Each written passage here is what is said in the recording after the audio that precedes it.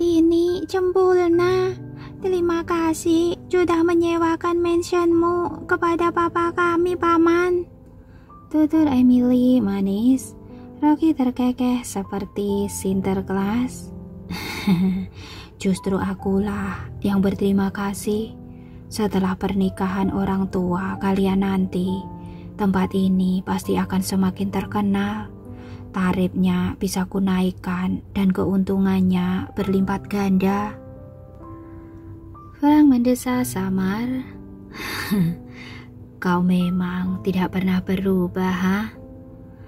Iya, pebisnis itu selalu fokus pada keuntungan, kecuali untuk urusan pertemanan. Rocky memainkan alis dan menepuk pundak Frank. Tapi, bukankah kau juga begitu? Ku dengar penjualan alat-alat medis Xavier meroket, bahkan mengalahkan perusahaan Miller. Kau berniat mengakuisisi mereka, ha? Frank melirik ke arah sekilas dan tersenyum simpul. Tidak, aku tidak berniat mengakuisisi mereka, hanya mencoba peruntungan di bidang baru. Well, kuharap kau tidak mencoba peruntungan di perkebunan. Aku tidak berani membayangkan nasib anggur-anggurku kalau itu terjadi. Frank mengibaskan tangan, tidak ada kata-kata yang terlontar dari mulutnya. Ia sadar Rocky sedang memancingnya. Ia tidak mau kembali sombong. Dan ku dengar Rocky melirik Kara. Calon istrimu juga mencoba peruntungannya. Kara tersenyum anggun. Iya, saya memulai dari yang kecil dulu.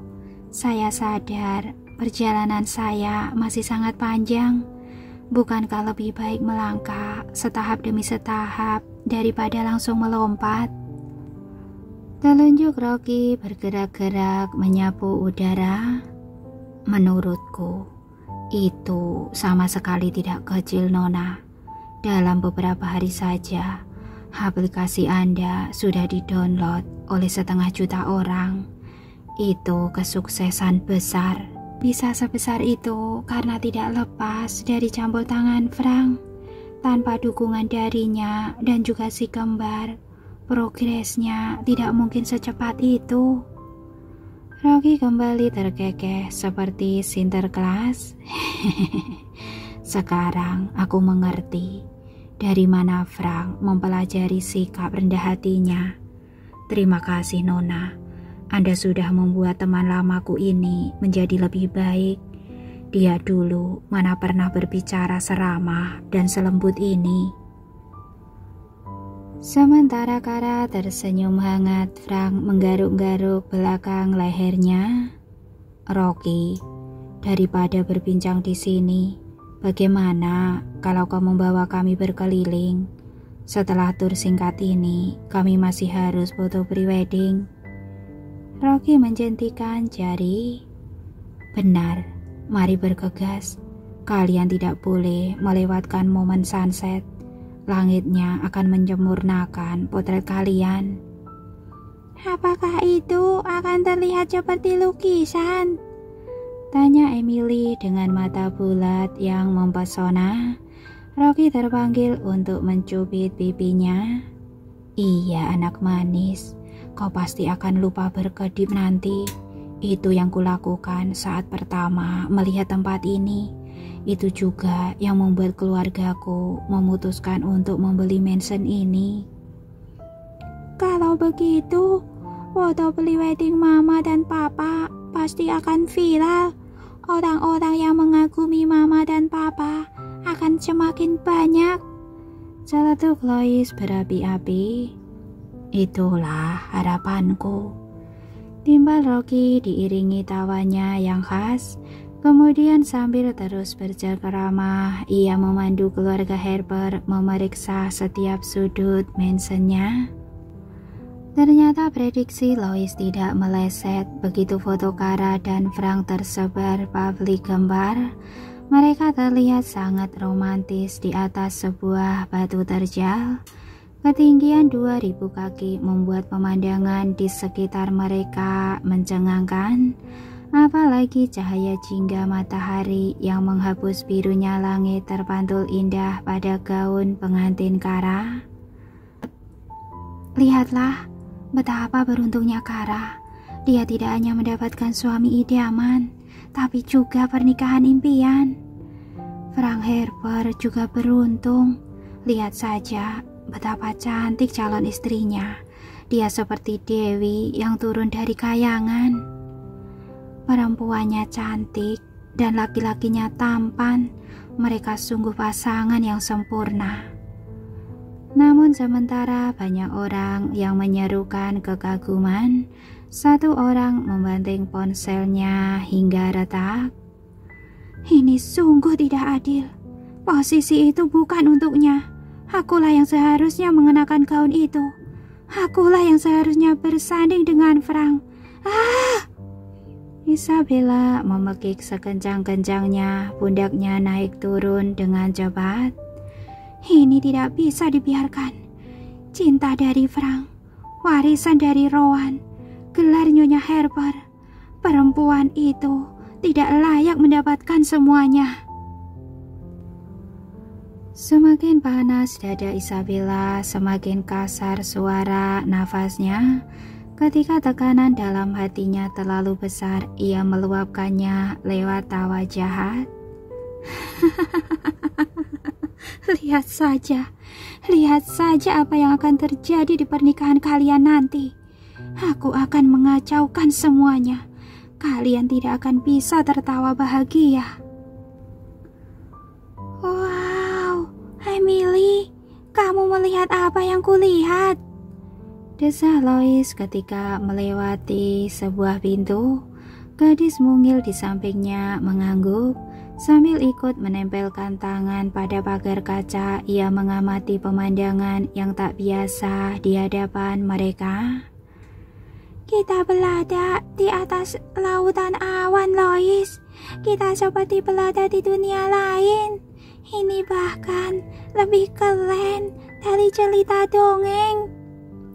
Tiba-tiba telunjuk Emily meruncing ke samping. Lihat, pemandangan cici itu lebih bagus. Mataharinya lucu sekali, seperti malu keluar dari awan. Padahal dialah yang membuat warna langitnya menjadi sangat cantik. Tapi aku lebih suka yang cici itu. Lois menunjuk ke arah lain. Puncak gunung itu terlihat seperti pulau yang dikelilingi awan. Bayangkan kalau kita berdiri di tengahnya, pasti sangat menakjubkan. Emily menggembungkan pipi sejenak, matanya sesekali berkedip setiap mendapati hal menarik. Apakah awan-awan ini akan tetap ada saat Mama dan Papa mengucapkan sumpah nanti? Suara Lois tiba-tiba membuyarkan lamunannya. Kalau ada, rekaman videonya pasti akan viral lagi. Orang-orang akan berdatangan ke sini. Paman Lockji bisa untung besar. Kurasa tanpa awan-awan ini, rekaman pernikahan Mama dan Papa juga pasti viral. Gaun dan jas yang kurancang sudah cukup untuk memukau semua orang. Mendengar percakapan itu, Kara diam-diam melengkungkan bibir. Sambil merapatkan kimono satinya, ia melangkah ke balkon. Hai, malaikat kecil, apa yang sedang kalian lakukan? Lois dan Emily sontak berbalik begitu melihat riasan Kara. Mulut mereka terbuka lebar. Astaga, Mama cantik sekali, seru Emily sambil melompat kecil. Gaun mungilnya yang berlapis-lapis jadi mengembang terisi angin. Emily benar, Mama super cantik. Tapi kenapa Mama belum mengenakan gaun pengantin?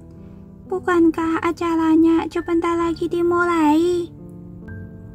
Kara membelai pipi si kembar dengan lembut. Tim videografer belum selesai mendokumentasikan gaun pengantinnya. Mama diminta menunggu sebentar. Mulut si kembar membulat, kepala mereka mengangguk lucu. Apakah Mama deg-degan? Lihat, Mama akan mengucapkan janji pernikahan dengan pemandangan seindah ini. Kalau aku jadi Mama, aku pasti tidak bisa berhenti menggerakkan jari-jari kakiku. Emily menunduk memperagakan apa yang dikatakannya walaupun jemarinya tertutup sepatu. Kara tertawa menyaksikan tingkah putrinya itu. Iya, jantung Mama berdebar kencang. Mama tidak pernah menyangka akan menikah di tempat seindah ini bersama papa kalian. Sementara Emily tersenyum lebih lebar, Lois menggembungkan pipi. Ia tampak tak setuju. Tapi kurasa papa jauh lebih gugup saat menyambut tangan mami nanti. Papa pasti gemetar. Papa mungkin saja bisa lupa bernapas. Alis Emily berkerut. Kenapa kamu berkata begitu? Setiap kali Mama berdandan sedikit saja, Papa selalu salah tingkah. Apalagi jika Mama secantik ini, Papa pasti tidak akan bisa mengendalikan senyumnya. Percayalah padaku. Kara tertawa mendengar analisis Lois. Hatinya tergelitik dan menjadi semakin ringan. Malangnya perasaan itu tidak berlangsung lama. Saat mereka sedang asik berbincang, dua orang pelayan menghampiri dengan tergesa-gesa. Nona, gawat Nona. Seseorang menyelinap ke kamar Anda. Saat kami hendak memeriksa, pintu kamar sudah dikunci dari dalam. Apa yang harus kita lakukan, Nona? Dalam sekejap senyum Kara memudar, wajah si kembar pun tertekuk gusar tanpa berlama-lama.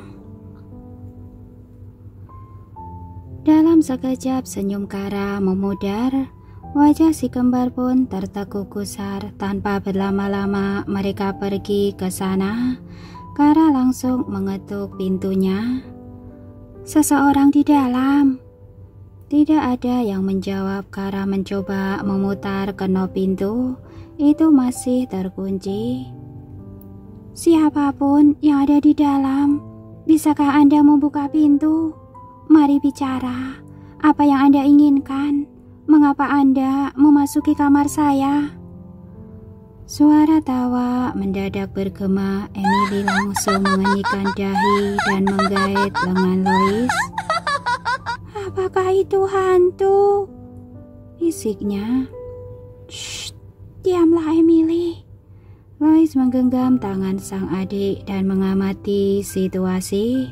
Sekilas ia tampak berani, padahal detak jantungnya sudah tidak terkendali. Brak. Pintu tiba-tiba terayun ke dalam dan membentur. Sedetik kemudian Isabella menampakkan diri dengan sebuah gunting di tangannya. Halo semuanya, kalian merindukan aku? Seringannya menyatakan kemenangan. Isabel, apa yang kau lakukan di sini? Kara menautkan alis dengan gerak samar. Ia menarik si kembar agar tidak terlalu dekat dengan sang wanita. Apalagi? Isabella memainkan gunting dan mengamatinya dengan sorot mata aneh.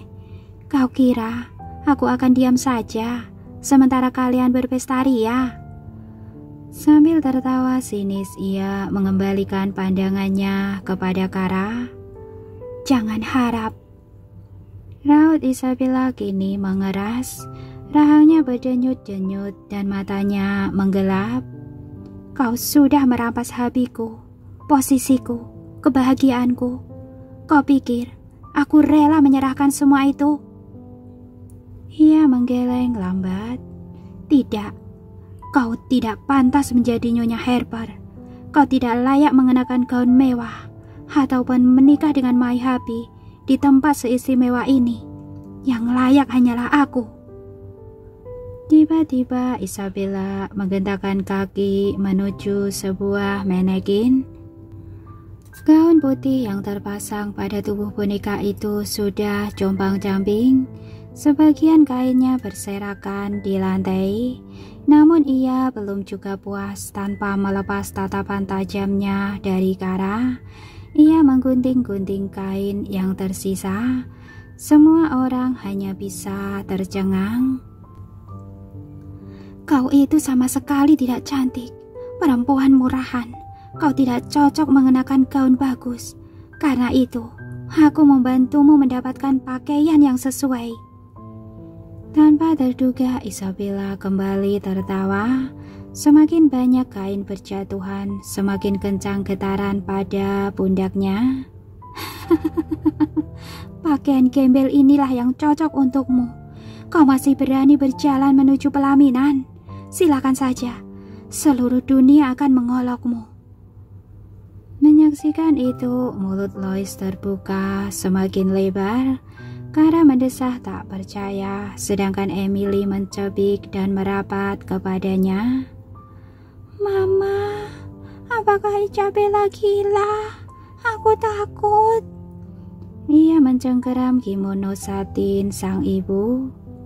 Kurasa dia memang sudah gila.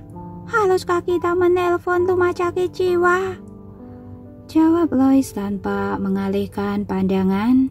Matanya melekat pada bagaimana Isabella menari-nari di sekeliling manekin sambil terus merusak gaun.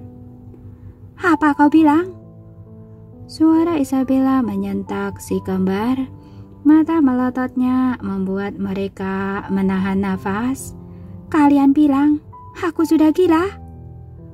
Tiba-tiba perempuan itu menjatuhkan gunting. Ia menyeret patung yang tak berdosa itu dan melemparkannya ke kaki Kara. Ibu kalianlah yang sudah gila. Dia pikir dirinya layak menggantikan posisiku sebagai Nyonya Harper. Apakah dia tidak pernah melihat cermin? Isabella mulai mengelus wajahnya sendiri. Aku begitu cantik, sedangkan dia tidak sedap dipandang. Aku sangat terkenal dan punya banyak fans. Sedangkan dia apa? Mau menikah saja, gaunnya tidak layak. Sambil menyeringai dan memiringkan kepala, Isabella membungkuk mendekati si kembar. Apakah kalian tidak malu mempunyai ibu sepertinya? Lois ikut merapat ke arah Kara. Matanya melirik Emily dengan rasa horor yang sama. Namun tidak ada yang terucap dari bibirnya. Ia belum pernah berhadapan dengan orang gila. Mendapat respon yang tidak diharapkan, wajah Isabella berubah masam. Sambil menggertakkan geragam, ia mulai membentak. Kenapa kalian diam saja? Ayo, menangislah. Keluarkan kekesalan kalian. Momen ini sudah rusak. Menangislah. Bukannya meluapkan emosi, si kembar malah mengenyitkan dahi. Kebingungan mereka menyulut kemarahan yang lebih besar dalam diri Isabella. Kau! Telunjuknya meruncing ke arah Emily. Bukankah kau yang merancang gaun ini? Kenapa kau tidak menangis? Kau senang ibumu mengenakan gaun compang-camping? Emily semakin ciut di belakang Kara. Sambil menguatkan cengkeraman, ia mendongak. Ia berharap sang ibu bisa memberinya petunjuk tentang jawaban yang harus diberikan. Namun Kara juga bungkam.